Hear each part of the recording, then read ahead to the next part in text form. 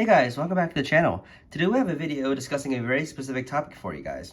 In front of me we have two K4s, both made by MTH. Now this one was made in 2005, this is their first run, and this was made 10 years later from their 2015 run.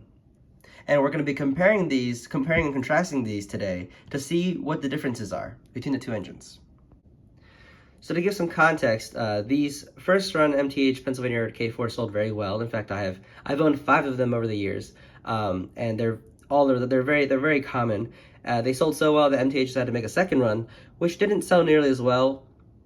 My belief is mostly because by 2015 there were still a lot of these in the used market going for less, and they were charging even more for these. I believe it was over $500, which is pretty crazy. So these did not sell nearly as well, and so that's why today, if you're trying to buy a K4, it's really hard to find a second run K4. Now, fortunately, I was able to find a second run K4 for only $150 recently. That's the reason I have this one finally, and so now that I'm very familiar with this engine, these first run engines, and I have a second run, I'm able to really closely compare with my own eyes to seeing the differences instead of trying to compare, with Google Images. And yeah, I found a lot of differences, and I felt like it warranted a video creation. So I have a list of all the differences I found on my left here, and I'm just gonna kind of go through them throughout this video. So yeah, let's begin by talking about some of the exterior, like detail and paint differences. So we'll begin with the paint. The very first thing, and should be the most obvious thing, is that these engines actually have different boiler colors. So the Pennsylvania K4, Pennsylvania Railroad was famous for using DGLE, or dark green locomotive enamel, for their boilers and their tenders and whatnot, and then everything below the running boards would be black. And that is properly represented by the first run K4, which you guys can see here. It's a nice satin finish, and it is clearly, hopefully, it's clearly seen in the video that it's green. You can compare this color with the black of the bottom here, and you can see that there's slightly different shades. That is clearly black, and that is clearly green. Whereas on the second run, I don't know if this was intentional or if this is a major boo-boo mistake made by MTH, but to my eyes, the boiler is black. It is the same exact color as the chassis. And if that is true, that is a big mistake made by MTH. Now, some people might not be bothered by it, but it really bothers me personally.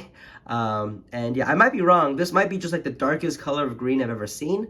Although I'd like to believe that, I have pretty good eyes for color. I do photography quite extensively on the side as a hobby. So my eyes are pretty well trained to color. And to me, that looks like just pure black, whereas this is clearly more of a green. It's a very subtle green, but in my opinion, it's a very good representation of DGLE. But yeah, so that is a pretty major difference, and again, I don't know if that was a cost-cutting measure or if that was just a mistake that MTH made, but that does not look great in my opinion. Next up is the gold finish. That is another one of my bigger complaints, where I think the first run did a whole lot better. You can see that, I'm actually bring the light back just because it's useful. But if we were to compare the first run on the left and the second run on the right, as you can see, the first run has a very nicely printed gold leaf, which is correct. It should, these Pennsylvania K4, the pre-war, passenger engines would have a metallic gold used for their lettering, and you can see that it's a very crisp, very sharp, print with a nice gold finish. Whereas the second run, it looks like MTH cheaped out and used a yellow paint. It is clearly not metallic, and the numbers are far less sharp than I would like. In fact, their print quality was pretty bad to the point where mine has an almost illegible lettering on the fireman side of this cab here. That looks really bad in my opinion, and again, it's very clearly that it's a yellow instead of a gold. Here's another comparison. We have the first run here. It's a very nice looking metallic. And on the right here, we have a very clearly yellow paint. This looks a lot like the Bachmann printing of Pennsylvania Railroad, which, if you guys are familiar with, is also just yellow paint and not gold. Again, just to contrast the two, it is extremely obvious which one's metallic. And in my opinion, the first run looks a whole lot better. If we were to compare the front, I think this is where it's actually most obvious, is if we look at the front keystones. We have the second run on the left and the first run on the right, and it is no contest. The first run looks significantly better. If if I were to zoom in a little bit here, it is extremely clear that you can see the nice metallic gold thin even outline of the keystone looks really nice, and the letters are placed, or the numbers, sorry, are placed perfectly in the center of the keystone. Whereas on the right side, or on the second run here, we can see that the clearly yellow paint is uneven. You can see that the outline is thicker on the top and thinner on the bottom. And these numbers, in my opinion, they look like they're printed too low. I would prefer them to be printed higher up on the keystone, and that really bothers me. It is very clear that the first run K4 keystone looks a whole lot better. This could almost be an etched brass piece, and I would not be surprised. Whereas this looks clearly toy-like, and on a model that's, you know, $500, it's quite ridiculous. Anyways, that's probably one of the most lacking areas of the second run. But from there, it gets a little better. The second run does have some accented painted details, hand-painted, presumably details. You can see that the sniffer valves are picked out with some nice looking silver paint, whereas the sniffer valves on the first run are not. And additionally, they also did choose to outline the molded in generator plumbing on the smoke box here, whereas in the first run it's also molded in, it also exists, but it's not hand picked out with black paint. So I do think the second run does look better in that way. But again, these are just very simple things you could add to your first run, and not as easy to, not as hard to change or add yourself. In terms of physical details, again, because the tooling is basically identical, I didn't find any, I guess, detail differences. The only thing I did notice was that the second run K4 does have the glass glazing on the front of the cab windows, whereas the first run K4s, and I checked this on all 5 of mine, they don't have any glass window glazing. So that is a slight, it looks like maybe a mistake that they forgot about on the first run, and they were able to correct that with the second run, which is cool to see. But yeah. Besides that, the only difference on the tender is, for detail at least, is the coal loads. You can see the second run has a real coal load. However, the coal load pieces are oversized. Looks like they almost used O-scale coal, because these coal load pieces are way too big. In scale, they would be the size of like basketballs. They would be massive, and coal should not be that big. On the first run, it is a molded coal load, so you know, it definitely looks more fake. But this is more to scale, in my opinion. And honestly, personally, I would prefer this one. I would just add some real, more to scale coal on top of it. But yeah, this is ultimately personal preference. It's more like pick your poison, see which one you guys mind more. I personally prefer scale coal over oversized real coal. So anyways, I figured it is a difference though, and I figured I'd point that out.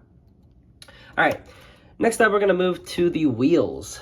This is a very interesting difference here. Oh, one thing I will say is that the tires on the drivers, as you can see, they're not painted on the second run, and they weren't painted on the first run either. This was hand painted by me. I painted the drivers on my first run K4. I also added the disc driver in the middle, so that was not original. I added that myself.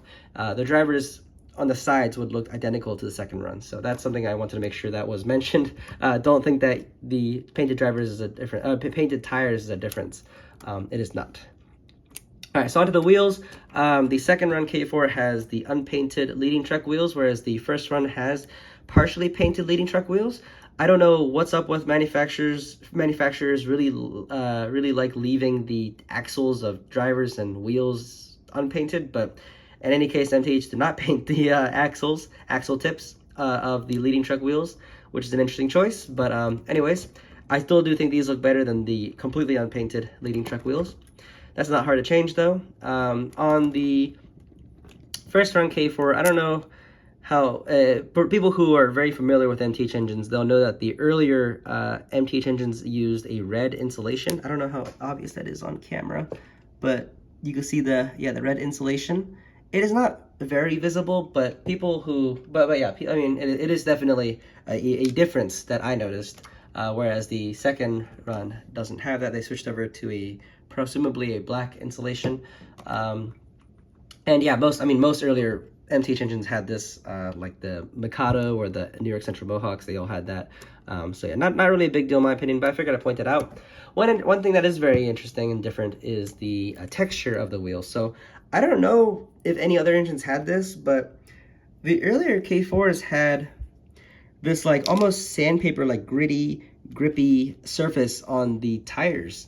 And I don't know if this is intentional or if it was like a manufacturer defect, but maybe the idea was that this grippy texture would help like act as increased traction on these wheels. So it would help the engine pull better maybe. I'm not really sure why MTH added this, but I don't know if it was effective or not. But in any case, they did remove it and make the drivers normal on the second run, just like regular smooth surface. Maybe it wasn't very effective. Maybe it caused additional dirt to build up on the wheels. I don't really know. In any case, so both engines did come with an optional traction tire wheel, which in this case, the second run on my engine does have it. But the first runs also came with it if you wanted to. I just don't have it on my engine. But that was a very interesting thing that I don't think anyone really pointed out. I didn't see any mention of this online, so I figured I'd point it out on my video here, and maybe you guys can spread the word for me and maybe find me an answer. I don't really know why they did that. Maybe it worked. I don't really know. I don't really perceive a better pulling power on the first run. They are both weighed the same, so really I don't really think it makes much of a difference. But yeah, anyways, if you guys have any information on that, I'd be very interested. All right, that's pretty much about wheels. Now, some other features. The second run K4 obviously being 10 years newer. By 2015, MTH had added a few more features on all their newer engines, such as the electromagnetic coupler here. So the idea of this was that it's a magnet operated, and you can throw the coupler by pressing a function button, which was a very cool feature for sure. I'm sure a lot of engineering went into making that operational, which is again really cool. But personally, I don't really use it at all because I just used, it's how much time are you saving pressing a button instead of just like going over there and just putting a toothpick and opening up the couplers that way, or just lifting the tender up, Also, this is a passenger engine. It's not like a freight engine where you'd always be coupling and uncoupling from things. And also, it just looks a lot uglier in my opinion. I don't know how obvious it is on camera, but this thing is a lot bigger than a KD coupler. And in my opinion, the KD couplers look a whole lot better than this thing. It just looks really weird. But that is something that MTH added on a lot of their engines by 2015. So this engine obviously has that. Another thing is that they upgraded to a different style of drawbar. So MTH over the years has experimented with a whole bunch of different styles of wireless drawbars. Wireless drawbar is their way of basically saying a drawbar with built-in wires. Instead of a lot of other engines which had separate wire plugs, MTH tried to combine the wire plug in with their drawbar, which is a very cool concept that I wish, honestly, other manufacturers would do so as well, although it's not very practical. But yeah, MTH over the years has experimented with many different styles. This earlier 2005 style did not age very well. It was a PCB board on the bottom that would carry most of the weight, and PCB boards were not great for structurally, because they would, if you bend them, they would break very easily. And so as a result, a lot of these engines would be plagued by bad drawbars or bad electrical connections on drawbars specifically. It's not a very hard repair. You just have to remove the plastic sleeve and resolder some of the connections there. But yeah, this drawbar design, besides being very fragile, it was a pretty cool design. There was a way to make it shorter or longer by putting the screw through one of the two holes. You can see you could put it through that hole or the one that it's currently in to make the drawbar shorter or longer, to bring the distance between the engine and tender closer or further away. There are two connections on there which would touch those two contacts on the tender, and this would be able to rotate. And yeah, it was a pretty cool connection style, but it had its problems, and thankfully the 2015 version, by 2015, it seems like MTH really had figured out their best, has really perfected their drawbar styles. And so this style, this is the standard style you see on all later MTH engines, which is definitely superior, far superior, both in ease of use and robustness. It is a very chunky two-prong pin, plastic pins, with a connector on each side, a contact on each side. So in total, there are 4 contacts going into 2 holes. Which also have the little wipers on the sides. So you basically have 4 wires going between the engine tender. And again, this is a very robust, chunky piece. which meant that it was very, rigid and it won't break. It wasn't fragile at all. And also, they were both able to swivel. And the way they swivel, it's designed, it's a relatively common, well-known design, which you see on many other engines, including the Bachmann K4s, where the idea is that the drawbar will allow you to closely couple when going on straight track. As you can see here, on straight track, the drawbar basically pulls in, sucks into the engine, whereas when you go on curves, it extends out to elongate the distance between the engine tender and allow the engine to navigate tighter curves while still having a very close connection while going on straight track. It's a very good design, and I applaud MTH for perfecting it. I do think it's a very smooth to operate, also very easy to connect the engine tender together, whereas the older style was kind of a pain, and just all around a very solid drawbar design. And honestly, that alone might be worth getting the second run, especially if you're always connecting and disconnecting your engine and tender. For example, if you don't have a home layout and you go to the club all the time, you gotta take your engine in and out of the box all the time, this plug is fantastic, and it is definitely something worth mentioning. All right, finally is the lighting. So both engines have an operating headlight and operating rear tender light, which is that little thing in the middle. They also have operating cab lights. The second run K4s use a more standard 3mm LED, which I don't know if you guys can see, but it's way easier to see in person, whereas the older ones use a much smaller LED that was more expensive, which is much better hidden. But yeah, the headlights were also a little bit different. The old style, you can clearly see the wires coming out of the back, whereas the new style, actually, they did a really good job hiding all the wires. So that, in my opinion, is definitely a marketable improvement and looks a whole lot better. But the main difference in lighting is the fact that the front markers on the second run of K4s actually operate, despite not being mentioned on their feature list. If you look at the feature list on the second run K4s, it says operating firebox light, which is just wrong. They meant to say operating cab light, but they didn't mention the operating markers in the front at all, which is rather interesting.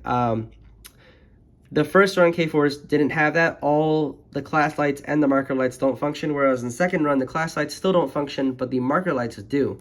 Now, they are the wrong color.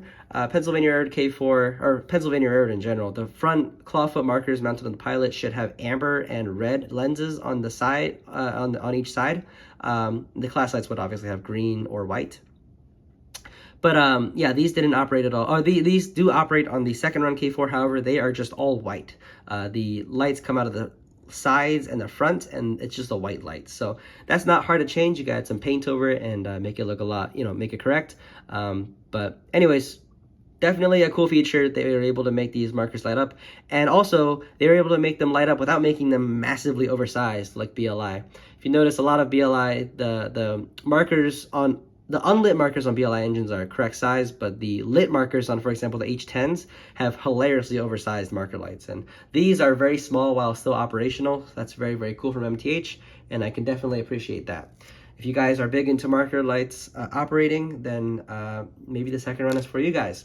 The tender marker lights are just the same. They do not operate. They're identical. So yeah, it's just the front markers. And finally, the last difference is obviously that the decoders are different. The second run, obviously being 10 years newer, has a newer decoder with different sounds and the newer function list, I guess you call it. It has a different sounding whistle. The chuffs are pretty similar, if I recall. But yeah, the whistle's a newer sounding one, which I really, really like. I think it sounds a whole lot better. The older whistle sounds really good as well. It sounds very similar to the QSI whistle, but just it sounds a lot better. In fact, I feel like, I'm not sure about this, but I feel like QSI might have copied MTH's K4 whistle.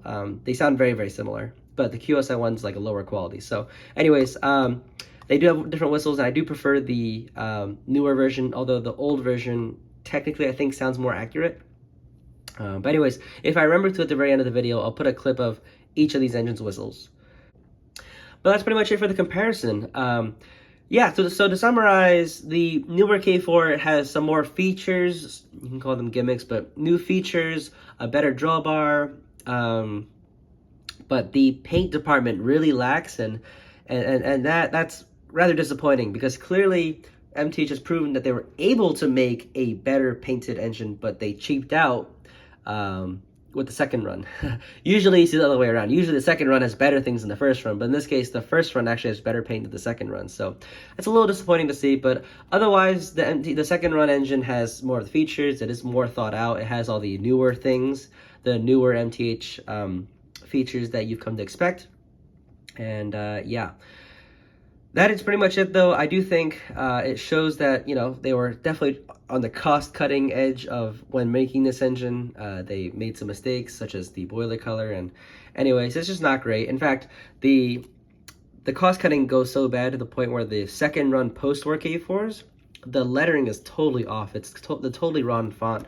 The post-war K4s should have letters that are spaced further apart and that are also like narrower and longer. Whereas the second run post-war K4s have letters that they are spaced apart, but it looks like they just used the same lettering, the pre-war like font size and font shape, and just spaced it apart further. But they didn't make them actually like the letters themselves wider. So it looks very strange as a result, and that's why I avoid getting a post-war second run K4. And if you're gonna get a post-war K4 by MTH, definitely get the first run. But the second run, pre-war K4 lettering looks better, although still having not the metallic color. And that's the reason I got this engine here in the first place. So that's pretty much it, though. Some interesting things for sure. A lot more differences than I would have expected. I thought these would be very similar, but there's a lot more differences than I thought. So thought that was very interesting. But anyways, that's pretty much it for me. I would love to hear your thoughts down below. What do you guys think? Which one would you guys rather get? You know, let me know your opinions on that. Did you think MTH fuck up on the boiler color? Do you think it's actually black, or am I wrong? Is it actually green? I don't really know. And yeah, let me know those comments in the comment section down below. I try to respond to every one of them when I can. And yeah. All right, that's pretty much it for me. Hope you guys enjoyed, and I'll see you guys next time. Take care. Here's the second run.